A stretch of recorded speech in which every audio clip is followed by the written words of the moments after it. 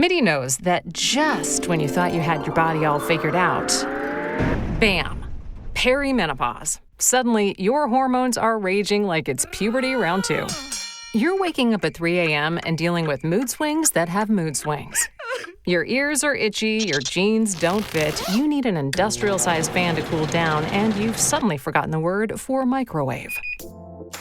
Most women in perimenopause don't know that they are, even though it can last for 10 years. They also don't realize that most of their symptoms are treatable. That's why we built MIDI Health. MIDI is a company built by women who've been through it. Our menopause experts actually listen and treat the real symptoms you're feeling. Your symptoms aren't just common, they're treatable. Schedule a visit with a menopause specialist at MIDI. Visit joinmidi.com. Specialist-led care, virtual visits, insurance eligible. Midlife needs MIDI. Results may vary. Medications prescribed only if clinically appropriate based on a consultation with a clinician. Insurance coverage varies. Check with your plan for coverage. At DSW, we ask the important questions, like, what shoes are you going to wear? Whether you're prepping for wedding season, festival season, or just planning the ultimate vacay, the right shoes can make or break an RSVP. So own the moment. You've got big plans, and we've got just the shoes. At the perfect price, of course. Get ready to get ready with Designer Shoe Warehouse. Head to your DSW store or DSW.com today and let us surprise you.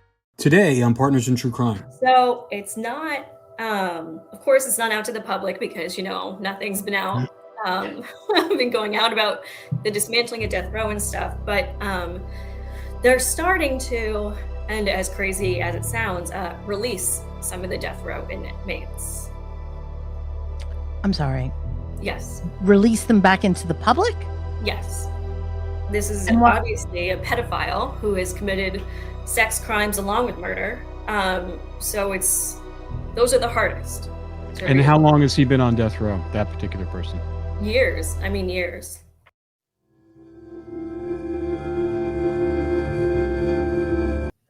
Okay, everybody, we're back with Laura Brand. I know it's been a few weeks.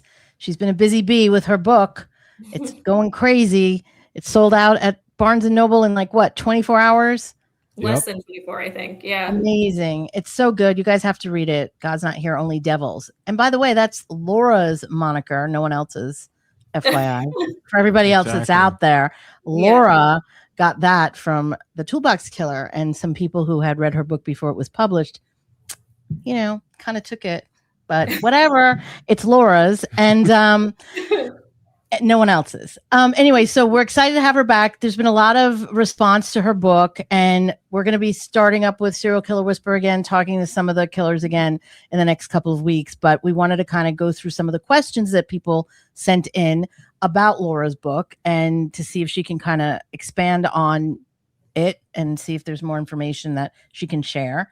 And also tell us a little bit about what she's been up to. Yeah. And the fact that you're in negotiations for some TV rights and stuff. Can we talk about that? Yeah, I think so. Okay. Okay, great. So knock on wood that goes through. Yes. Yeah. We really are excited about that for Laura. For scripted, by the way. Yes, correct? For scripted. Scripted. It'll be for the book rights to turn it into scripted. And then I also have some news about, death row too. Oh, let's start with that. Let's do some housekeeping here. Some housekeeping. So it's not, of course, it's not out to the public because, nothing's been out, been going out about the dismantling of death row and stuff. But they're starting to, and as crazy as it sounds, release some of the death row inmates. I'm sorry.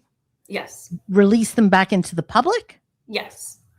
Okay. But not like resentencing hearings, just releasing? Out of prison. Yes. How did you hear about this? There were 2 cases in Vacaville. One was on death row and one was a lifer. But the one that was a lifer has killed many little boys. Yes. And they're releasing this person. Yes. And so there was children. Officer. What happened was a couple of my inmates had spoke to some of the correctional officers, and they said they were really upset about it. And they said, why can't you do anything? And they said, we can't speak out about it. We can't let the public know. So their hands are tied. So then they came to me. Do you have the names of these death row inmates? Yes. Well, the lifer is not a death row, but the other one is. But yeah, I can get their names. Get their names, and we're going to talk about their cases, and then we're going to talk about the fact that they're being released back into the public. Where, Laura, in your experience working with serial killers for almost 2 decades now, what do you feel about them being rehabilitated to go back into public society? Well, I've spoken about this a lot. Every killer is their own. It's not every killer is the same. Everyone's their own person. It depends on, what they're diagnosed with, what their personality traits are.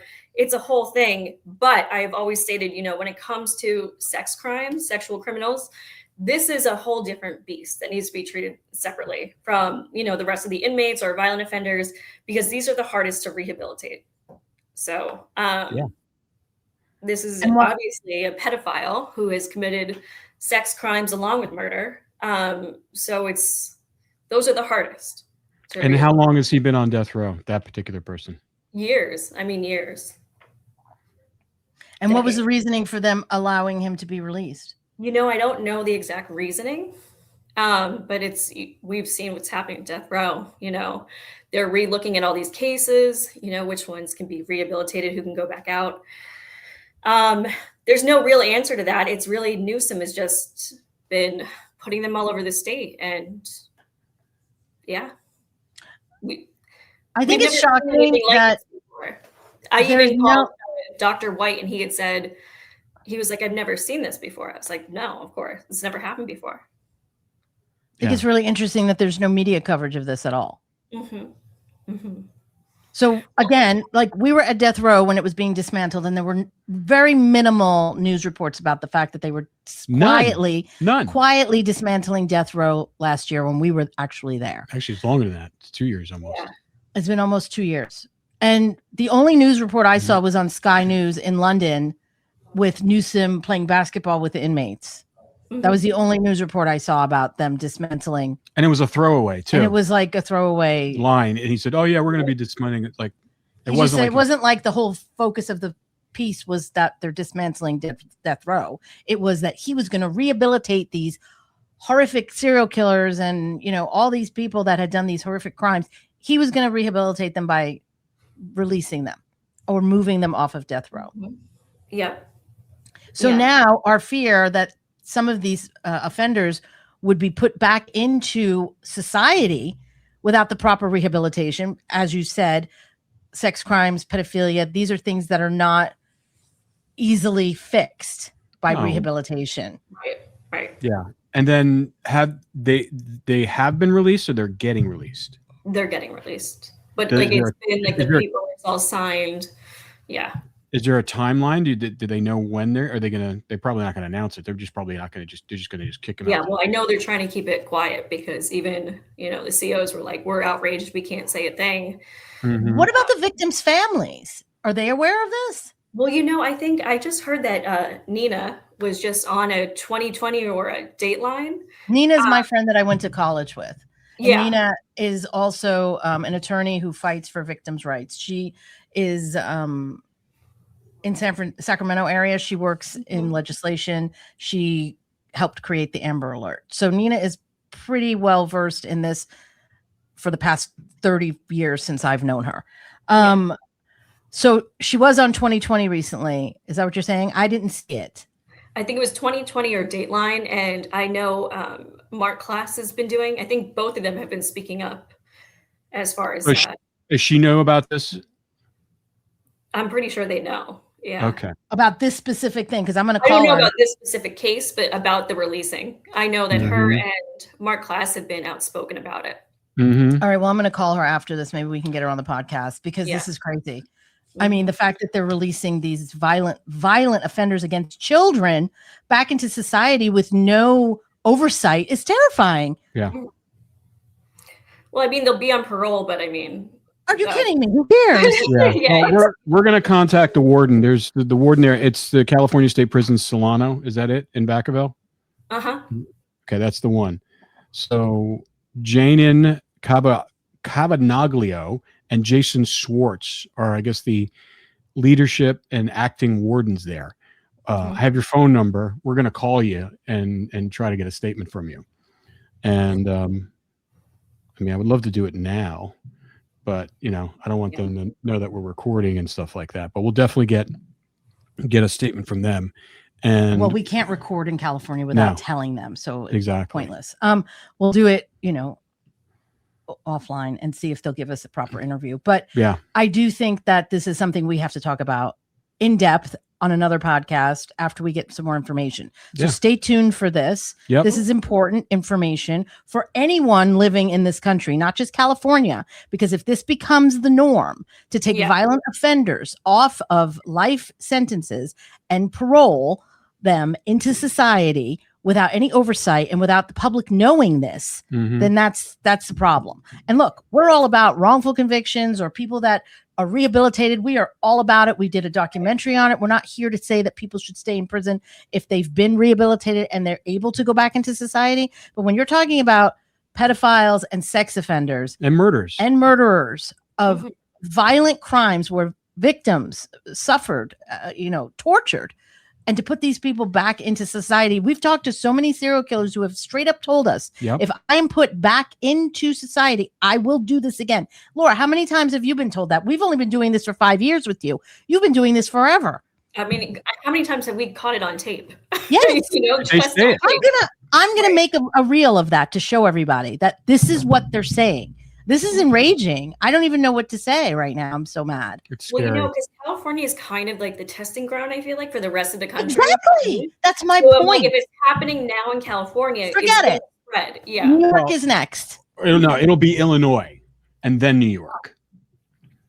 Because Illinois seems to hide a lot of this stuff as well. No.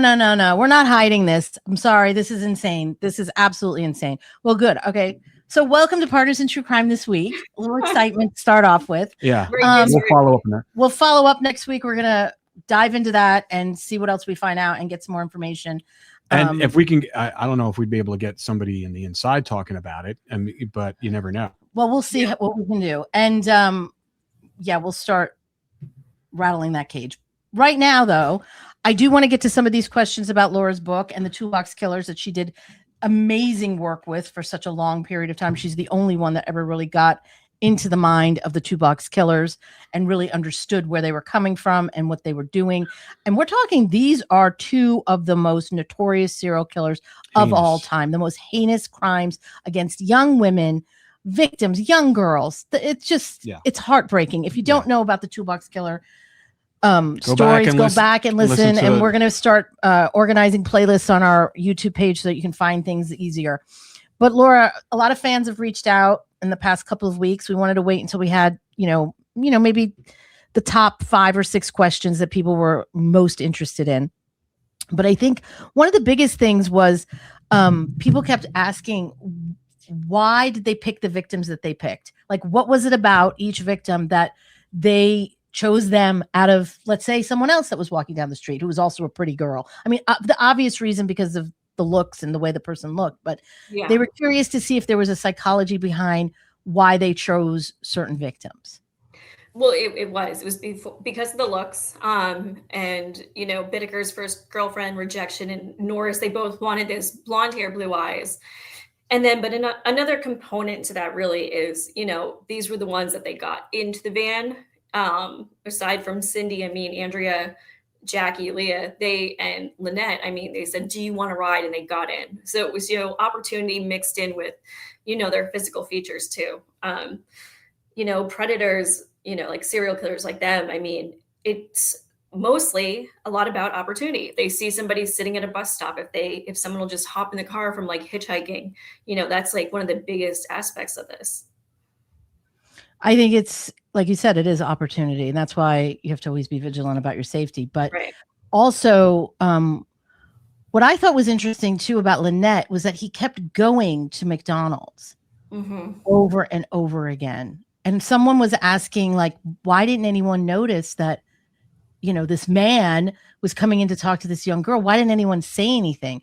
Did he give you any insight into as to what Lynette's reaction was to him, or how she responded to him when he first approached her? Well, Lynette was very polite. And back then, especially at, 16, even if like, I mean, every girl's had a creepy guy just come up and, you're always just like, okay, thank you. Like you're kind of short, Right. but you're not rude or mean or anything like that. And that was kind of how Lynette was. She's at work. She's told to smile when somebody comes up to the counter. She's told to say, okay, please, thank you. You're at work. You're in an environment where you have to be polite too. So she's at work. She's at the counter. And of course, she's polite. She's short. And he just kept coming in day after day. And almost every single one of the coworkers actually testified at the trial.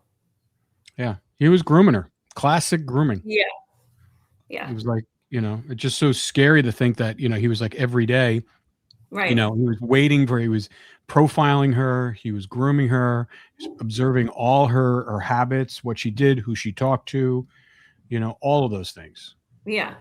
And I mean, every single one of her coworkers who did testify said they noticed him every day. Like he was just that weird guy that would come in, weird guy that would stare at her. And, you listen to all these cases, like how many people come forward afterward and they're like, oh, that weird guy, he used to like always look at her type of thing. You hear it like all the time. Yeah, it's crazy. I mean, I just think that whole part, she was such a young girl too. She was like, what, 15, 14, 15? 16? Yeah. I mean, she was young. Like, you're not, like, how many creepy guys would come into the restaurant where I worked and be like, oh, leave you a good tip. And you'd be like, whatever, get away. Right. You're a creepy guy, you come in every day, weird. But no one in the 90s or, and this was earlier than when I was that age. So we're talking like, this is like the 70s and or it was the 70s, late 70s, early 80s. Is that what happened? Yeah, it's 79. Yeah. Yeah. So the late 70s, like no one was thinking, oh God, this guy's a psycho serial killer. Right. In a beach town in Southern California. Nobody's thinking that. And you've got to remember, these guys both had good jobs. Right. Yeah. What was in Burbank area? They were, and they knew how to talk. They would, especially Bittaker had been in and out of prison, but he knew how to, coddle the psychologists. I mean, these guys are good at what they do and they pick it up and they know how to just talk to people and kind of con people and that charisma that they always talk about. Mm-hmm. Yeah. It's if they know how to, and he was like, when you look at him as younger, I mean, he was a creepy dude. He was a creepy looking dude then, but for some reason he had, and what was it? What was the color of his eyes? Did he have blue eyes? I think, yeah, he had blue eyes. Yes. Yeah. Cause I remember seeing some of those things and he's got these really kind of hypnotic blue eyes. But you also said that sometimes he would flip the switch with you and they would turn black. Yeah. Yeah.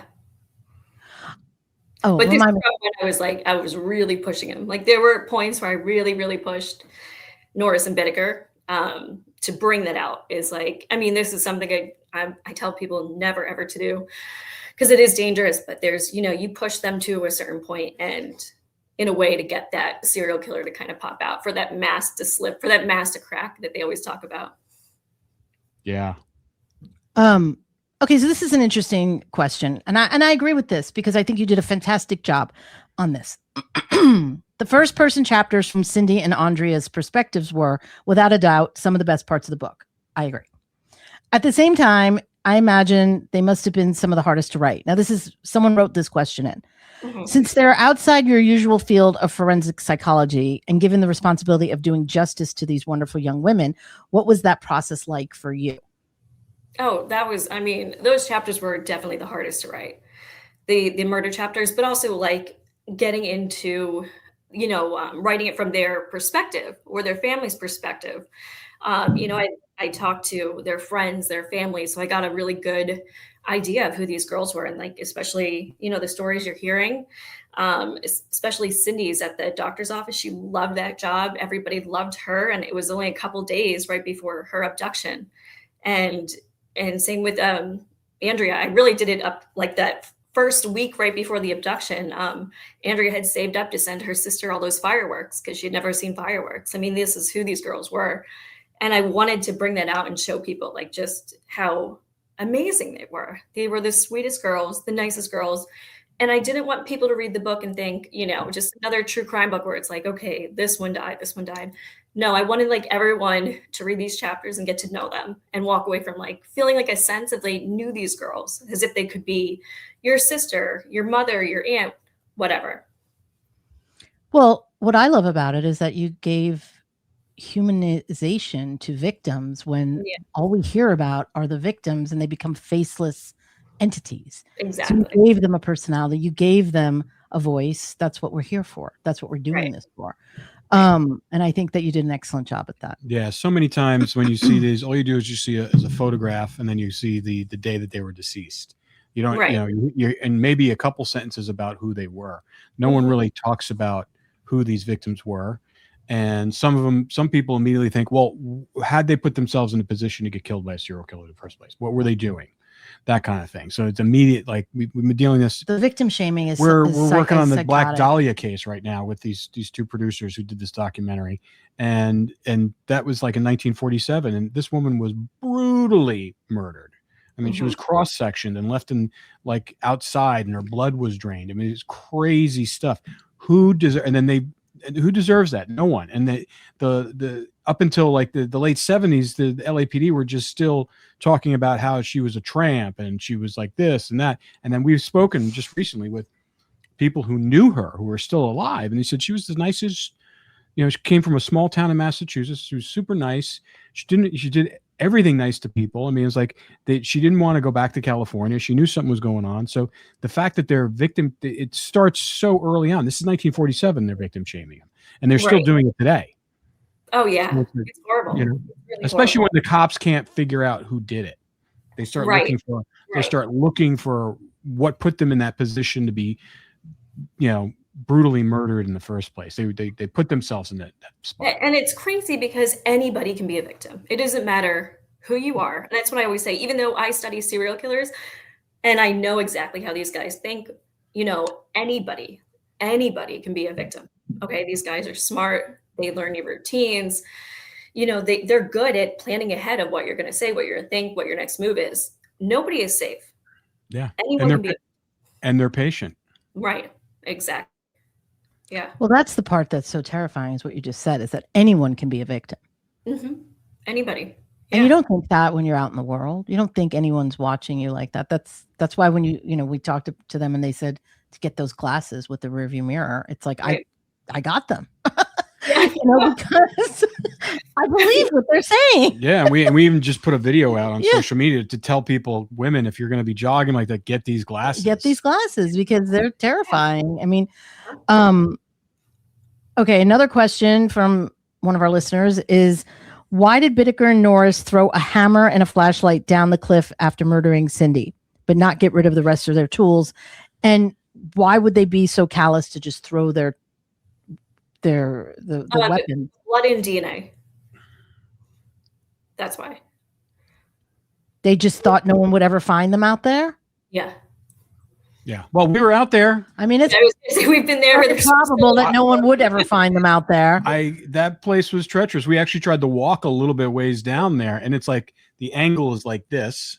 Yeah. And you don't know what's in it. It's nothing but sagebrush and stuff like that. Really kind of there's no gaps or anything. It's overgrown. And it's all poison oak and ivy, and you got to think, and filled with rattlesnakes. I mean, the terrain is very rough. Yeah. Very rough terrain. Yeah, and it's not like you can see anything from above either if there was flying a helicopter over. I know, but still, it's still chancy to throw it out there. You know, I mean, I get all that. We were there. It was scary. It was weird. You know, it's not a place where there's a lot of traffic. I get that. But it is a fire trail. And if there was a fire, the fire department would be up there. We just had a fire across the street 2 weeks ago. And Bittaker explained it to me is like, we've been up there now, and now it's more of like a hiking spot. But, Bittaker explained to me, he was like, back in 1979, like those mountains, it wasn't really a hiking spot. He had never seen anybody up there, even when he was up there, like scouting the location, like it was very deserted. Like, I don't know. I still think it was arrogant on his part to think that no one could ever find that. Well, they were getting away with a lot at that point. They were, yeah. So it's like that's where criminals get kind of lazy. They just figure they throw it out. I mean, they've dumped stuff in, I don't know how many times they've found when they've the Lake Mead outside of Las Vegas when it was really low, and they started finding bodies everywhere in barrels and stuff like that. I mean, they'll just, the Hudson River, like literally we were living right on the Hudson River, right across from the Statue of Liberty. And we came back from lunch one day and there was crime tape all around. And our apartment. our apartment complex. It was beautiful, overlooking the city, beautiful beautiful grounds. And we went up and we talked to the cop. I go, what's going on here? And he goes, well, we found a floater, just floated right up there. And I go, what do you think? He goes, someone, because we were near the George Washington Bridge, could they have jumped off of it? And it's like that. He goes, we don't know. He goes, you do know, like right across from the Javits Center, literally probably not even a quarter mile away from our apartment, they were doing diving, and they didn't publicize this at all. The NYPD dive team was doing practice, and they found, 217 bodies, like chained, like cement shoes chained, like that are all down there. It was not in any of the press. And there was a tiny little article like this in a New Jersey small like paper in our neighborhood. That was the only one who published it. They didn't let anybody know that was there. Wow. So it's like, they'll dump bodies. They don't care if they find the bodies, as long as they can't connect it to any of them. Anything. And I'm sure a lot of those corpses had their hands cut off, their head cut off, Well, thinking back about Bittaker and Norris, there was no DNA testing back then, so they wouldn't even have thought of that. Yeah, there was no DNA. And you got to remember, Bittaker was doing this even before Norris. Right. So, like you said, he didn't care about throwing this stuff right over the ledge, because he'd been doing this for years. Was never caught, nothing. Okay. There's another one here. Someone was asking about Andrea's boyfriend. Did you ever talk to him? Yes, I found him. Yeah. What did he say about all of it? Not much. I mean, because she was on her way to his place, the day she was abducted. That's why she was going from Manhattan Beach to Torrance, and she never made it there. And that was, her sister had thought that's where she was. And, he thought she was with the sister. So it took a couple days for them to actually talk to each other and figure out that she actually never made it over to his place. There were no cell phones. There was none of that back then. Kids were roaming around Redondo Beach, Newport Beach, hitchhiking. Yeah. It was a totally different time than now. Like, you can't even go down the street without someone knowing where you are right now. Right. That was a big thing, is a lot of these girls lived in the Valley, but they would go hang out in South Beach. South Bay. South Bay. It was just normal for them to go to Hermosa or Manhattan or Redondo. It's summertime. They were always going from the Valley to the beach. And when you're some of them were hitchhiking down there. Yeah. Yeah. I mean, they were taking buses too, hitchhiking, but that's just what they were doing. It's summer. They're heading to the beach. So, even if and then they're sleeping at their friends' places. So a lot of times they're like, their parents were just thinking, okay, they're spending the night at their girlfriend's house. It's 1979. They're at the beach or spending a day there or the weekend there. And yeah, it was just the culture. Another question was, when you first walked in to San Quentin and you were pregnant, what was going through your mind when you first walked in? I know we've asked you this question. We've asked you a million times. I still can't remember. But I think it's a good refresher, because you literally were determined to get in there. And just tell us the process of how you met Bittaker and why you decided to choose Bittaker and how you got onto death row and how he took you in.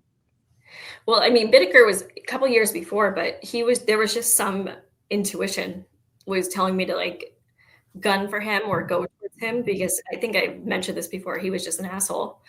And he wouldn't fill out the survey for the questionnaire. Like, all the other serial killers were filling it out and helping me with the study.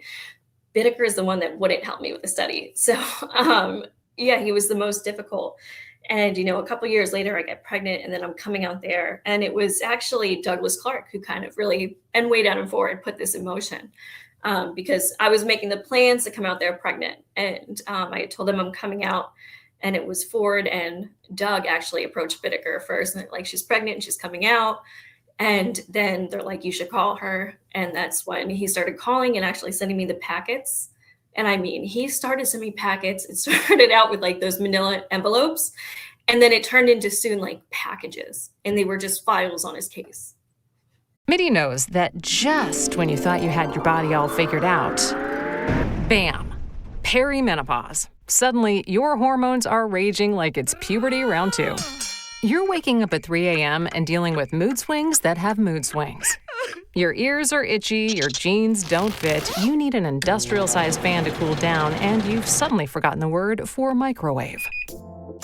Most women in perimenopause don't know that they are, even though it can last for 10 years. They also don't realize that most of their symptoms are treatable. That's why we built MIDI Health. MIDI is a company built by women who've been through it. Our menopause experts actually listen and treat the real symptoms you're feeling. Your symptoms aren't just common, they're treatable. Schedule a visit with a menopause specialist at MIDI. Visit joinmidi.com. Specialist-led care, virtual visits, insurance eligible.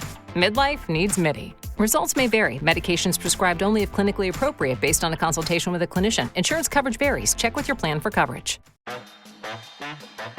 At DSW, we ask the important questions, like what shoes are you going to wear? Whether you're prepping for wedding season, festival season, or just planning the ultimate vacay, the right shoes can make or break an RSVP. So own the moment. You've got big plans, and we've got just the shoes. At the perfect price, of course. Get ready to get ready with Designer Shoe Warehouse. Head to your DSW store or dsw.com today and let us surprise you. Wow. Yeah. It's insane. Yeah. It was just a rabbit hole. Exactly.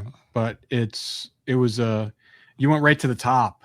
Yeah. As far as the pecking order. I mean, I think, right. We've talked to a lot of crazy people with you on this thing, but based upon everything we know about this guy, I mean, he was the fact that a lot of people don't know more about him. I mean, he's to me, it's like, I mean, I don't know what Bundy's body count was, but I think Bittaker's was probably up that, if not more. Yeah.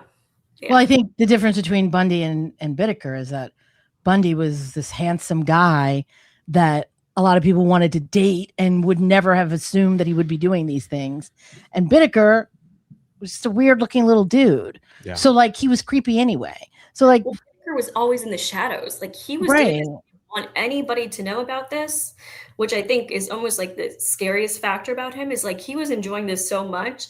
He didn't want the fame or the attention of it.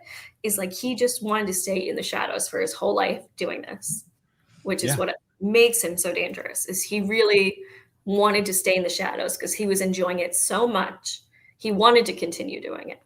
It was his sadistic hobby that he just wanted to do. And before he met Norris, how early do you think he started? I know we've talked about this before, but this was another question. To me, it was 17, 18. Yep. Was the first one. So you're talking, he was 38 when he's arrested. So we have 20 years. And he started in Florida.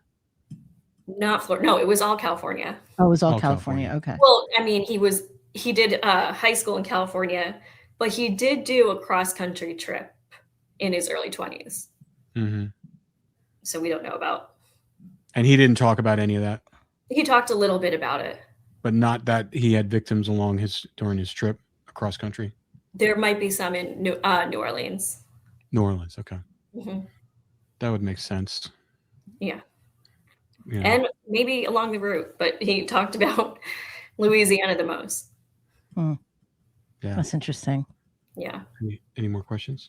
That's all the questions that I have. The best of the best. The best of the best. I mean, there were some others that, I mean, this is something that you could discuss for a second, but they said that you mentioned on death row at San Quentin, you weren't allowed to bring in anything except a pen and paper. And your audio recordings with Bittaker are well known, and they were confused. But obviously, it's because you did them on the phone. Oh yeah. They're all on the phone. They're all on the phone. The reason they don't allow recordings in, because I get asked this a lot actually. An attorney had brought an audio record, like a tape recorder. You used to be able to bring them in, and a gun was smuggled in, and an attorney brought a gun in through the tape recorder. So they stopped that, and that is why you cannot bring any recording device onto death row anymore. Or there is no death row to bring any recorders on anymore. Yeah. There's always been an incident. Usually if something gets shut down. Yeah. Mm-hmm. A lot of people, think it's like the movies. There's that plexiglass and there's a phone. That's not how it is. And no, you're in a cage. They're uncuffed. and you literally can only bring in a clear bag with 10 pieces of paper, and you actually have to ask for a pen. You can't even bring the pen in. Well, what was interesting to me is like when I went in there with you with David Carpenter, I mean, they have outside the cages, they have all these vending machines, Mm-hmm. and they, so you're allowed to bring, and you went and got him some food, and you got him I think you got him a Coca-Cola or something like that, but they allowed an aluminum can to be in that cage with you. And I don't know anybody, you can turn the can into a weapon very quickly. Yeah. Like within take it, it's super sharp. And so I thought that was interesting. They're actually, you could. Like, I mean, the aluminum can, even the plastic knives and forks they have in there, you can easily turn into a weapon. Absolutely. If you want. Yeah. Absolutely. So that was kind of a rude awakening. I'm like, I was staring at the can every time you put it down. Yeah. Yeah. Because we're literally sitting at like a foot and a half across from him. You don't know what he's capable of doing. He could just turn in a second. To the point where you can feel the spray from his mouth. That's how close you are. I know. I remember having to wipe down my face after. I'm like, I got Cyril Keller old man spit on my face. I was so happy I wasn't allowed in. Who knew you can't wear blue jeans to San Quentin? Yeah. Yeah. I was like, oh, okay, bye. See you after.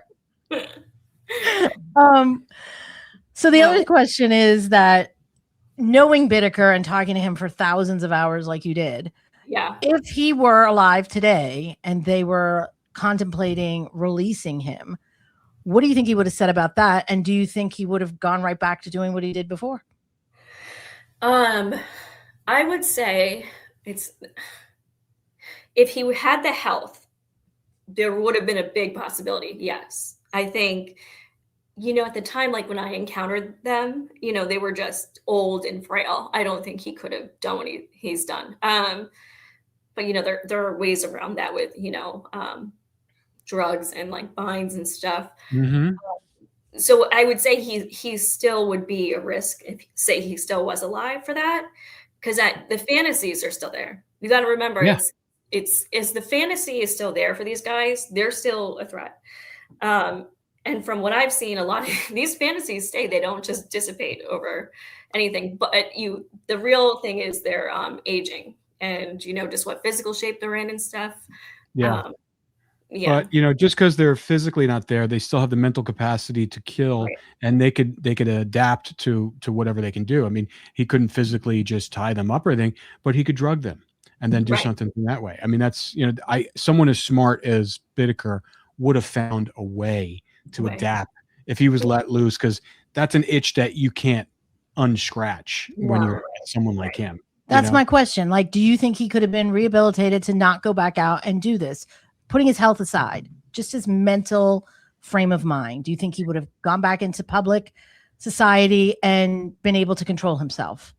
No, because the fantasies were still there with him and Norris, and a lot of the fantasies are still there.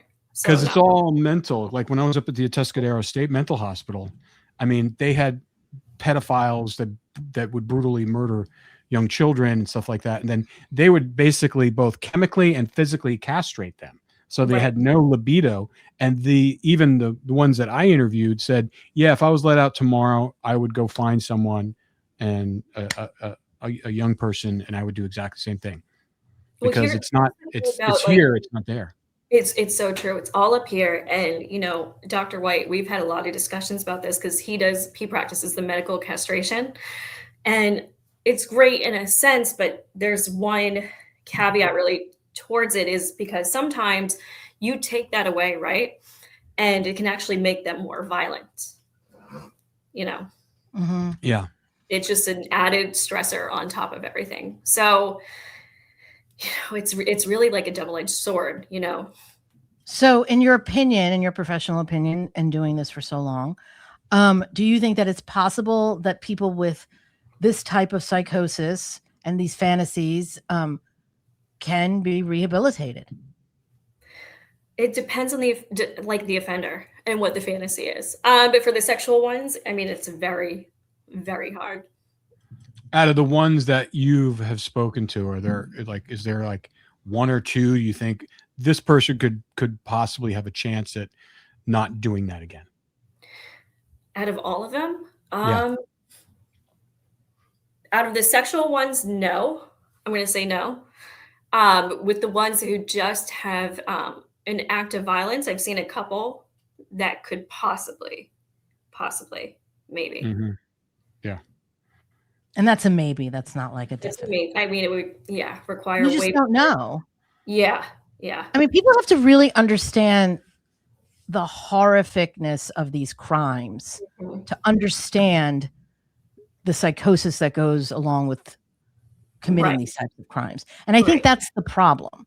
Like, there's no discussion about the victim. There's a lot of victim shaming. There's a lot of like, let's not talk about it. Let's put it over here. There's a lot of normalizing of this behavior that we need to really shine a light on this, because this can become a very big societal problem in the future if we don't. What the question I want answered is, like, when they're thinking of this and they're doing this currently, what is the rationale? Who is making that decision? Is there a checklist of things that they're checking off? Because just like when people get paroled, it's a process, right? You know, and not everybody gets approved for parole. It's a board of people. Is there a board of people, administrators who are sitting there going over these cases and say, oh, this guy, even though he's a pedophile, he killed kids and he killed people and he spent like 27 years, 30 years in prison. We feel that he's a good candidate to be released back in population? Or is this a financial thing? Or is this just part of that mindset that's currently swelling the whole world, and or at least in the United States, that these criminals are just their victims? Mm-hmm. Well, I think the biggest thing, and I've stated this a lot too, is, when they go to committee and you look at Newsom, is like, there's too many politics involved in this. And people who don't study forensic psychology, they're not licensed in forensic psychology, they're not, prison therapists, they're not the ones actually making a lot of these decisions. Like, the prison psychologist might, write up just like an evaluation, but they're not actually the ones in the committee for the paroles hearings and stuff like that. I mean, they'll speak and everything they say is under consideration, but it actually falls more into administration, politics. And I think that's major, major breakdown here. Yeah. I mean, you just have people, they want to defund the police. They want to get rid of prisons. They want to do this. But they don't understand the ramifications of these things. Putting your politics aside, everybody can believe whatever they want. This is a free country still. We're still allowed to believe what we want, regardless of all of that.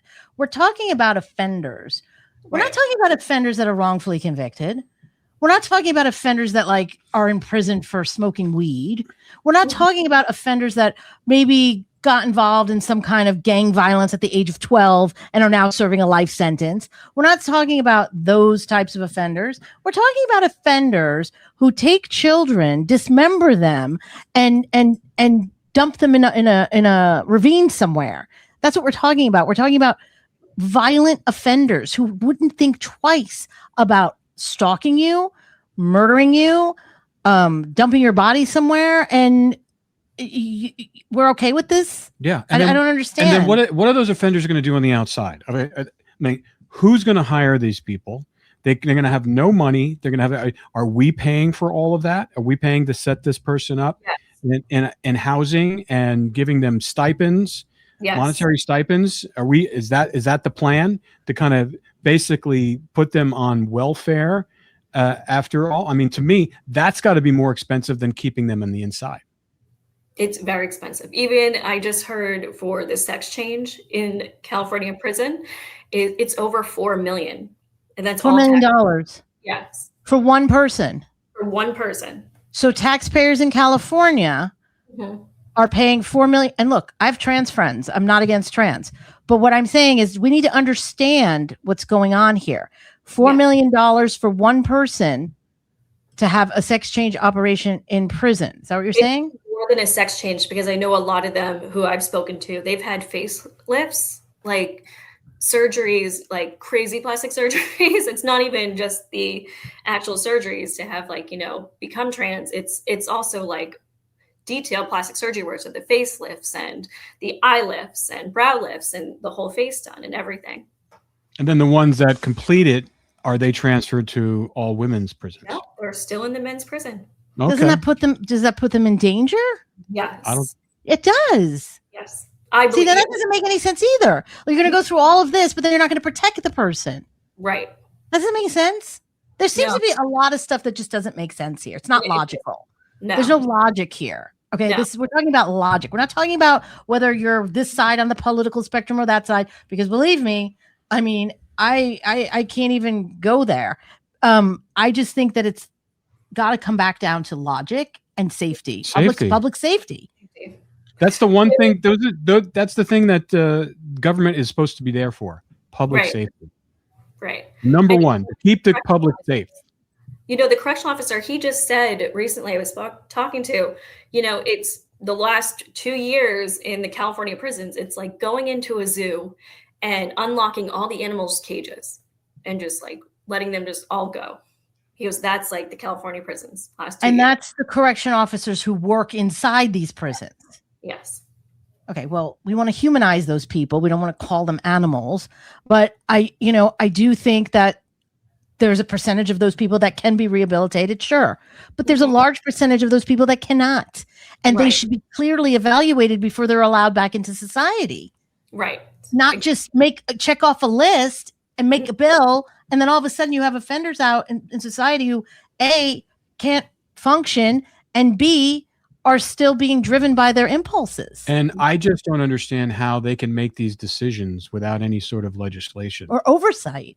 Because if, like you said, once we start blowing this out of the water and start diving into it and, contacting these people to find out answers and getting more specifics, I don't know anyone in the public that would, number one, would want this to happen. And if they do, then they're letting their ideology overwhelm their rationale. Look, and number ideology is great. I mean, there's the idea of it. I'm sorry. And then number two, where are you going to put them? It's going to be like, because they have to, just like sexual offenders, they're going to have to notify any neighborhood that they put them in, and they have to literally do door knocks. I'm hoping that's what they're going to do. Maybe they're not. Maybe they're just going to sneak them into because it's not being done above board. Like when a sexual offender gets released from prison and they put them somewhere, they have to notify everybody. The scariest thing that I ever did is I had an app on my phone, and I lived in this neighborhood not too far from here, and I still had, my kids were fairly young, and I did I went online and I checked. I said, who's sexual offenders in my area? There was one 2 doors down. I had no idea. And you look at it and they're like, granted, I mean, to be labeled a sexual offender, it could be anything. I mean, the guy could have gotten caught doing something in his car to himself, and that could be considered. Right. So there's a broad spectrum here, but the amount of dots on that map in a very suburban neighborhood that looks very idyllic and safe, it was staggering. It's crazy if you go on those. Yeah, it's just the idyllic neighborhoods. You wouldn't think there's anything, and it's covered. So, and what have they said to you about this kind of thing, about being released back into society? I know you've talked to Wayne about it, and a few of the other ones we've talked about a little bit before, but I'm just curious what they think about this. Like, do they think that? I would say, most of them want to get out, of course, like obviously, but there is some, like, I think Wayne, it's like some of them actually don't. It's more of like, they don't think they'll be able to function healthy out there on their own. And they know the impulses are going to come back. Some of them are like very aware of it, and it actually scares them. Everyone's a different breed, and then there's serial killer X who can't wait, and he can't wait to can't wait to get out, and he's convinced he's gonna get out. And let me tell you, if you knew the guy's real name and you looked him up, it's scary. It's horrifying. But he hasn't been on in a while, but he started backpedaling when this process started happening, because I think he realized I don't want to implicate myself at all. Because it's probably attorney says, you better not talk about that stuff anymore. That's what it is. Yeah. Because, so much is happening right now with the attorneys telling them, like, you actually have a chance now. Look what's happening. And, I really wonder if there's just like something bigger at play here. It almost feels like we're being desensitized to this type of crime. That's what I'm saying. There's something else going on here. It's almost like they want to normalize this behavior. But that's human nature. You can't be normalized to brutal crime. You can't desensitize someone to brutal crime. I know, but look at what they did with the Epstein files, like releasing it. It almost feels like, it's right in our faces, and everybody's reading it now. And it's like, it's just it feels like we're being desensitized especially to these sex crimes. I agree with you. I agree with you, Laura. I think but they're still happening though. Right. It's like that. I don't understand the rationale, how people can be desensitized to these kind of Greek tragedies that we're seeing every day. Mm-hmm. Yeah, it's every day too. When it comes to children, I just can't wrap my mind around this. I mean, we're supposed to be protecting children. Right. We're not supposed to be allowing people who have impulse control problems, documented impulse control problems around children, should not be allowed around children. Right. I mean, that's our duty as adults in a civilized society to take care of children. Right. So I don't know. It's gut wrenching here. I'm going to get in touch with Nina, and we're going to have you back on with Nina, and we're going to talk about this again. Oh yeah, this is a big problem. This is a big thing, and it needs to be discussed. We didn't really expose the shutdown on San Quentin as much as we wanted to. Yeah. We were hoping that the traditional media was going to really kind of cover it, and they really didn't. And that's well, the other thing that's interesting is that the fact that you have Newsom's going to be going out of office this year. Yeah. Okay, so it's almost like he's trying to throw everything at the kitchen sink, and because that I know for a fact that didn't go through legislation. It couldn't have.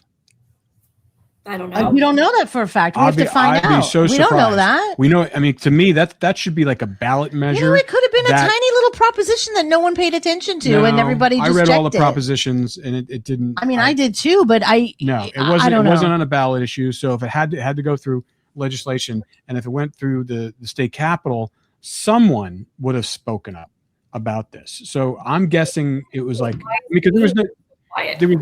What, Laura? Why is it being kept so quiet? Why, Exactly. That's what's really interesting about this whole thing. And no one's heard of it. When we were there, we were like, why is nobody, filming this or talking about this? There's nothing. And it's still, even 2 years later, I mean, still nothing. Nothing. Yeah. I mean, people get more freaked out about the gas tax in California than something like this. Because a lot of people don't know. When I told my friends here, and they said, what?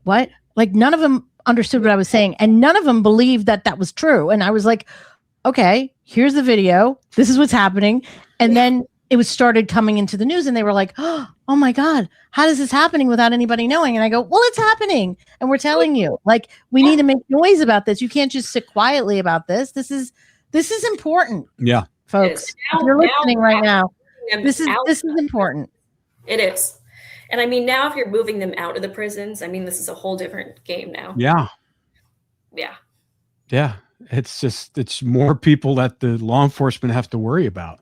Because if I was a law enforcement, like say they put them in a small town up in, some agricultural, up in Visalia, California. I mean, and if I was the police chief in that thing, I'd have somebody watching wherever that person was all the time. Yeah. I can't even imagine what those people are thinking, the people that put them in there in the first place. Yeah. And I mean, you're right. I mean, it's really going to fall on local law enforcement. Yeah. And, I mean, who's to say they even have the resources to watch these guys? They don't, but you would make an effort to it. I mean, at least I would if I was a police chief in some of these small towns, and that's usually where they put them. Like Barstow is like a big place where they dump them. Because it's kind of like a desert community. It's like it's out in the middle of nowhere. It's a perfect place for them because they can hide out. Right. And but there's other towns too. I mean, California's a big state, but yeah, it's crazy to even think that they're going to let these people out. And I definitely think we need to dive into this one and figure out. Yeah, I mean, if you read the book about Bittaker and Norris, I mean, just look at Bittaker and Norris. They were on parole during that entire time span that they were doing their crimes too. Exactly. Exactly. Yep. Tells you everything right there. Right. On parole, and they're out there murdering multiple young women. Not even 1 month, Norris committed a rape. Yeah. Right out. All right, Laura. Right. Well, we're gonna dive into this one, and gosh, we will. Yeah, see and anybody listen to this, start looking into this, start asking questions for our California people, our fans and listeners. But even across the country, because like Laura, we were saying before, like this is just, if this goes here, what's to say it's gonna take off the rest of the country. So this isn't just isolated to California. I mean, we need to pay attention. People need to pay attention. And I think we're getting so much information all day long, from so many different angles, podcasts, news, everything, television. So it's hard to keep track of what the heck is really going on out there. Or what's true and what's not. And what's true and what's not true. Right. But all right. Well, Laura, it's always great to see you. We're going to put a little link to Laura's book in the show notes, so don't miss it. You got to read God's Not Here, Only Devils. It's fantastic. And it's soon going to be a TV movie or film or something where we're going to see it on the big screen. So. All right, Laura, we'll see you soon. All right. Bye, guys. Bye.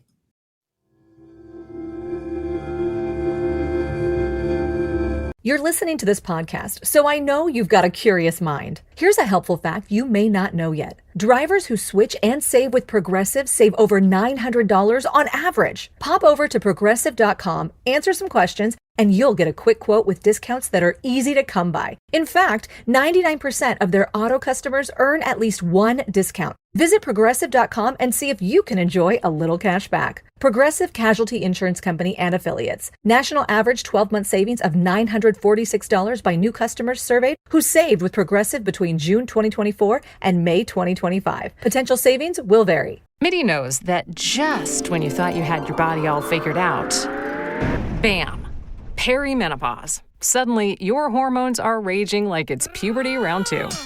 You're waking up at 3 a.m. and dealing with mood swings that have mood swings.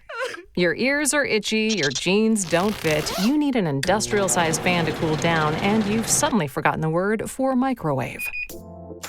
Most women in perimenopause don't know that they are, even though it can last for 10 years. They also don't realize that most of their symptoms are treatable. That's why we built MIDI Health. MIDI is a company built by women who've been through it. Our menopause experts actually listen and treat the real symptoms you're feeling. Your symptoms aren't just common, they're treatable. Schedule a visit with a menopause specialist at MIDI. Visit joinmidi.com. Specialist-led care, virtual visits, insurance eligible.